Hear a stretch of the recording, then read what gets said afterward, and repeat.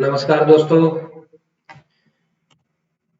be the best with us and we are learning easy techniques of spoken English course. Friends, टोरल education जो पिछले 22 साल से आपकी सेवा में है और आज हम आपको सिखाने जा रहे हैं फ्यूचर परफेक्ट कंटिन्यूअस टेंस। जो लास्ट टेंस 12 टेंस उसमें से last one future perfect continuous tense आज हम सीखेंगे। Myself HV Kevadiya and my mobile number is 9824377558। Friends, यहाँ पर सबसे पहले ये टेंस कहां पर यूज होता है? Where do we use this tense? Friends, ये सेंटेंसेस से भी आपको इंग्लिश सीखने को मिलेगा। For the action which will begin in future and will continue for certain period, मतलब भविष्य में कुछ एक्शन शुरू होगी और वो कुछ समय तक कंटिन्यू रहेगी, उसके लिए हम future perfect continuous tense use करते हैं। फ्यूचर में ही शुरू होगी, अभी शुरू नहीं है, फ्यूचर में शुरू होगी, कुछ समय तक वो कंटिन्यू रहेगी। तो उसमें सेंटेंस किस तरह से होता है, चलिए देखते हैं। आप सब जानते हैं सबसे पहले तो सब्जेक्ट ही आता है, उसके बाद में शैल और विल, दोनों में से कोई भी एक। आई और वी के साथ हम जनरली शैल यूज कर सकते हैं और बाकी सब सब्जेक्ट के साथ विल यूज करते हैं। उसके बाद में हैव, देन बीन, उसके बाद में वर्ब का आईएनजी फॉर्म क्योंकि कंटिन्यूअस टेंस भी है ये, उसके बाद में ऑब्जेक्ट एंड अदर वर्ड्स। तो फ्रेंड्स, ये हुआ अपना जनरल सेंटेंस। अगर सेंटेंस नेगेटिव है तो कहां पर नोट लगाना है?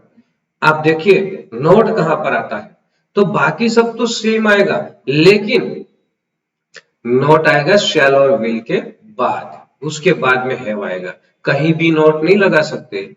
ये NOT, नोट का मतलब है नेगेटिव सेंटेंस, तो ये आता है शैल और विल के साथ, उसके बाद में तुरंत। बाकी सब सेम एज इट इज रहेगा। अगर क्वेश्चन बनता है तो उसमें कौन पहले आता है? तो सबसे पहले ले लो शैल और विल, बाकी सब जो है वैसा का वैसा ही। Subject, have, been, right, verb ING, object और अदर वर्ड्स, ये सब कुछ जैसा है वैसा ही रहेगा। सिर्फ और सिर्फ शैल और विल आगे आएगा तो क्वेश्चन बन जाएगा। हाँ, क्वेश्चन में क्वेश्चन मार्क जरूर लगाना अगर आप लिख रहे हैं तो। बोलने में तो क्वेश्चन मार्क होता नहीं है, लेकिन क्वेश्चन के तरह से बोलना पड़ता है उसको। चलिए देखते हैं हम सेंटेंसेस। दोस्तों, ये बहुत ही कम यूज होने वाला टेंस है, इसीलिए हमने सेंटेंसेस भी बहुत कम लिए हैं। तो यहाँ पर फर्स्ट सेंटेंस है, it will have been raining from 8:30 AM to 11 AM tomorrow. ये है फोरकास्ट, मेट्रोलॉजिकल डिपार्टमेंट से फोरकास्ट है ये। It will have been raining, आज सॉरी कल, टुमारो मतलब कल 8:30 बजे से 10 बजे तक बारिश होने वाली है। मतलब ये कल शुरू होगा काम और कल ही खत्म होगा। सर्टन पीरियड मतलब 8:30 से 10 बजे तक वो चलेगा।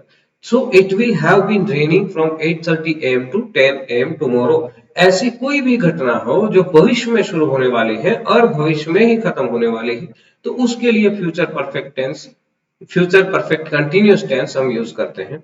तो दोस्तों, ये है पहला सेंटेंस। दूसरा sentence, she will have been doing her morning work from 7 to 10 AM next Sunday. अगले संडे शी मॉर्निंग वर्क करेगी, मतलब कब तक? 7 से 10 तक, सुबह 7 से 10 तक, राइट। नेक्स्ट सेंटेंस है, I shall have been sleeping from 11 PM to 6 AM tonight. आज रात में रात को 11 बजे से सुबह 6 बजे तक सोऊंगा। सोऊंगा मतलब सो रहा होगा, मैं इतने टाइम तक सो रहा होगा। ये टाइम पीरियड बताना जरूरी है अगर फ्यूचर परफेक्ट टेंस है, फ्यूचर परफेक्ट कंटिन्यूअस टेंस है तो। Next, we shall have been travelling to Kolkata for the whole day on Sunday. Sunday के दिन हम कोलकाता के लिए पूरे दिन ट्रैवलिंग कर रहे होंगे, मतलब पूरे दिन वो काम शुरू होगा। सो फ्रेंड्स, लेट्स स्पीक, चलिए बोलते हैं। बोलना भी जरूरी है, अगर आप बोलेंगे नहीं तो आएगा कैसे। It will have been raining from 8:30 a.m. to 10 a.m. tomorrow. It will have been raining from 8:30 a.m. to 10 a.m. tomorrow. ये है पहला सेंटेंस, आप बोलिए, फटाफट बोलिए। It will have been raining from 8:30 a.m. to 10 a.m. tomorrow. She will have been doing her morning work from 7 to 10 a.m. next Sunday. She will have been doing her work from 7 to 10 a.m. next Sunday. Right? इस तरह से आप बोलिए, बार बार बोलिए और जल्दी से बोलिए, तो इंग्लिश जल्दी जल्दी आ जाएगा। I shall have been sleeping from 11 PM to 6 AM tonight. I shall have been sleeping from 11 PM to 6 AM tonight. We shall have been traveling to Kolkata for the whole day on Sunday. We shall have been traveling to Kolkata for the whole day on Sunday. Friends, ये अगर video आपको अच्छा लगता है तो आप share करिए और आप चैनल को सब्सक्राइब करिए, दूसरे लोगों को भी बोलिए कि आप सब्सक्राइब करें। अगर सब्सक्राइब करेंगे और बार बार वीडियो को देखेंगे तो उन लोगों को इंग्लिश जल्दी जल्दी आ जाएगी। दोस्तों यहाँ पर मैंने सिर्फ और सिर्फ 4 सेंटेंस लिए हैं, जो अगले टेंसेस में मैंने 10-10 लिए थे, यहाँ पर सिर्फ 4 लिया है क्योंकि बहुत कम यूज होने वाला है और ये है नेगेटिव सेंटेंसेस। राइट, देखिए मैंने विल के बाद नोट लगाया। He will not have been taking dinner between 7 to 8 PM next Sunday. He will not have been taking dinner. Dinner नहीं ले रहा होगा 7 से 8 PM तक, वो डिनर नहीं ले रहा होगा। राइट, नेक्स्ट संडे मतलब अगले Sunday. They will not have been watching the program in the evening tomorrow. कल शाम को वो लोग प्रोग्राम नहीं देख रहे होंगे। Yeah, they will not have been watching. Right? They will not have been watching the program in the evening tomorrow. कल शाम को प्रोग्राम नहीं देख रहे होंगे। My father will not have been sitting idle when you insist to get work from him. Right? My father will not have been sitting idle when you insist to get work from him.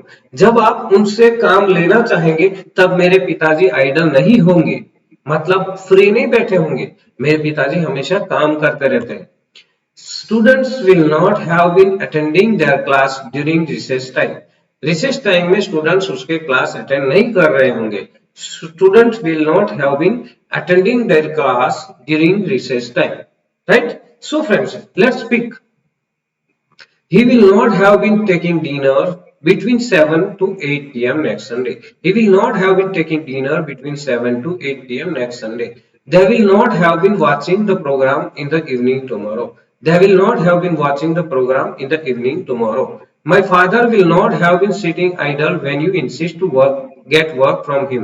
My father will not have been sitting idle when you insist to get work from him. Students will not have been attending their class during recess time. Students will not have been attending their class during recess time. So friends, as per our pattern, we have taken the negative sentences, then we are taking question sentences, that is interrogative sentences. Friends, channel ज्यादा से ज्यादा लोग subscribe करें और ज्यादा से ज्यादा लोगों तक ये ग्रामर पहुंचे। अगले आने वाले समय में और भी ग्रामर आने वाला है और बहुत ही बढ़िया ग्रामर आने वाला है, जैसे कि डायरेक्ट इनडायरेक्ट स्पीच है, एक्टिव पैसिव वॉइस है। ये सारे जो टॉपिक्स है वो मैंने बहुत ही अच्छी तरह से एकदम इजी तरीके से मैंने तैयार किए हैं। तो लोगों को बताइए कि ये सब इसमें मिलता है। ये हेल्थ एडवाइस एंड एजुकेशन वाली चैनल में HV केवड़िया आप लिखोगे तो भी चैनल आ जाएगी। Right, so first sentence of question, that is interrogative sentence. Will he not have been driving the car from 9 AM onwards? क्या वो 9 बजे से बाद, 9 बजे के बाद कार ड्राइविंग नहीं कर रहा होगा? Will he not have been driving the car from 9 AM onwards? Right? Will she have been washing clothes from 7 AM to 9 AM tomorrow? क्या वो 7 बजे से 9 बजे तक कपड़े धो रही होगी? Will she have been washing clothes from 7 AM to 9 AM tomorrow? Next, will you have been staying in Australia in April 2023? Will you have been staying in Australia in April 2023? क्या आप ऑस्ट्रेलिया में अप्रैल में रुकेंगे, मतलब रह रहे होंगे? Shall we have been enjoying the party in the evening today? Shall we have been enjoying the party in the evening today? क्या हम आज शाम को पार्टी एंजॉय कर रहे होंगे। सो दोस्तों, इस तरह से ये अपना जो टेंस है वो टेंस खत्म होता है यहाँ पर, और आप देखेंगे कि आगे क्या क्या आने वाला है। सो दोस्तों, thank you for watching. Thank you very much.